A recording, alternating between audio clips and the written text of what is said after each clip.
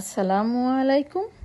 আজকে আপনাদের দেখাবো খুব ইউনিক একটি সহজ রাস্তার রেসিপি, যেটা একদম খুব সহজেই বানায় ফেলা যায়। এটা আসলে ডিমের জালি কাবাব। এটা বানানো যেরকম সহজ এবং ঘরের উপকরণ দিয়েই খুব তাড়াতাড়ি বানানো যায়। একটা গেস্টকে বাসায় বসায় রেখেও আপনি এক মুহূর্তে বানায় ফেলতে পারবেন এবং খুব টেস্টি একটা নাস্তা। এটা ভাত, পোলাও বা খিচুড়ির সাথেও খাওয়া যাবে। তো দেখেন, আপনাদের দেখা দিচ্ছি মাত্র 2টা ডিম আর 2টা আলু দিয়ে আমি কতগুলা এই জালি কাবাব তৈরি করব। তো প্রথমে আমি আলু এবং ডিমটা খুব সুন্দর করে ধুয়ে নিয়ে আমি প্রেসারে সিদ্ধ দিচ্ছি। এবং দেখেন, আমি কিন্তু খুব অল্প পরিমাণে পানি দিচ্ছি। প্রেসারে ডিম আলু সিদ্ধ করতে গেলে খুব বেশি পরিমাণ পানি দিতে হয় না। আর আমি ওই যে অল্প একটু লবণ দিলাম, অল্প পানি দিলে খুব তাড়াতাড়ি এটা মানে সিদ্ধ হয়ে যায়। মানে পাতিলে যতক্ষণ টাইম লাগে এখানে তাও লাগবে না, একটা সিটি উঠলেই আপনার সিদ্ধ হয়ে গেল।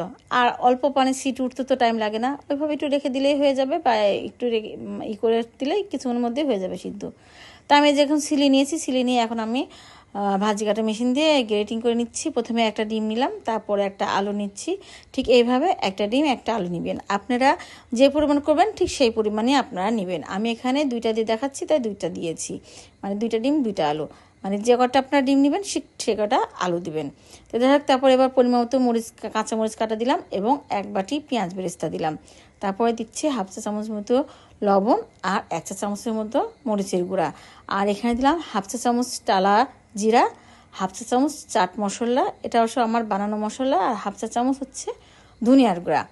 ঠিক আছে, এইভাবে আমি এখন একটু মাখায় নিচ্ছি। মাখায় নিয়ে এরপরে আমি দিয়ে দিব হচ্ছে বেসনটাও টেলে নেওয়া, মানে হালকা কড়াইতে একটু কড়া করে ভেজে নেওয়া।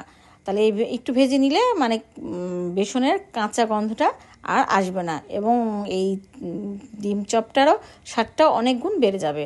তো আপনাদের দেখা দিচ্ছি আমি কত সুন্দর করে মাখায় নিচ্ছি। এটা খুব সুন্দর করে, আপনার এর মধ্যে ইচ্ছা করলে আপনারা ধনের পাতাও দিতে পারেন। আমি ধনের পাতাটা স্কিপ করে গেছি।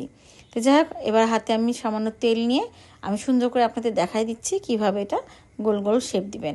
এটা আপনাদের মতো, আপনারা ইচ্ছা করলে বড় শেপ করে দিবেন, ইচ্ছা হলে ছোটো। তো যাই হোক, আমি আমার মতো একটা মাপ মতো শেপ দিয়ে নিচ্ছি। ঠিক এই একইভাবে আমি সবগুলা জালি কাবাব মানে কাবাবের ইয়েগুলো তৈরি করে নিচ্ছি।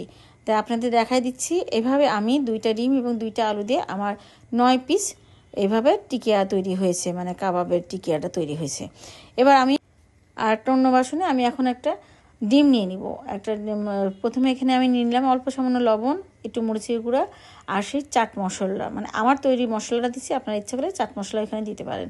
তো এইভাবে সুন্দর করে মিলাই নিয়ে আমি এর মধ্যে দিয়ে দেবো একটা ডিম। এই ডিমটা এর মধ্যে দিয়ে একটু ফেটবো। ঠিক ডিমটার মধ্যে আপনার শুধু লবণ দিয়েও ফেটে আপনারা করতে পারবেন, কোট করতে পারবেন, কিন্তু এই মশলাগুলো একটু দিলে ডিমটাও একটা আলাদা স্বাদ আসবে। তখন এইটার মানে আমার ডিমের কাবাবটার স্বাদটা আরও বেড়ে যাবে। তো আর আমি এদিকে আগেই কড়াইতে তেল বসাই দিয়েছি ডিমটা ভাজার জন্যে কাবাবটা। তারপরে এইভাবে আমি এখন ডিমের মধ্যে কোট করে করে নিয়ে আমি কাবাবগুলো এক এক করে তেলের মধ্যে দিয়ে দিচ্ছি।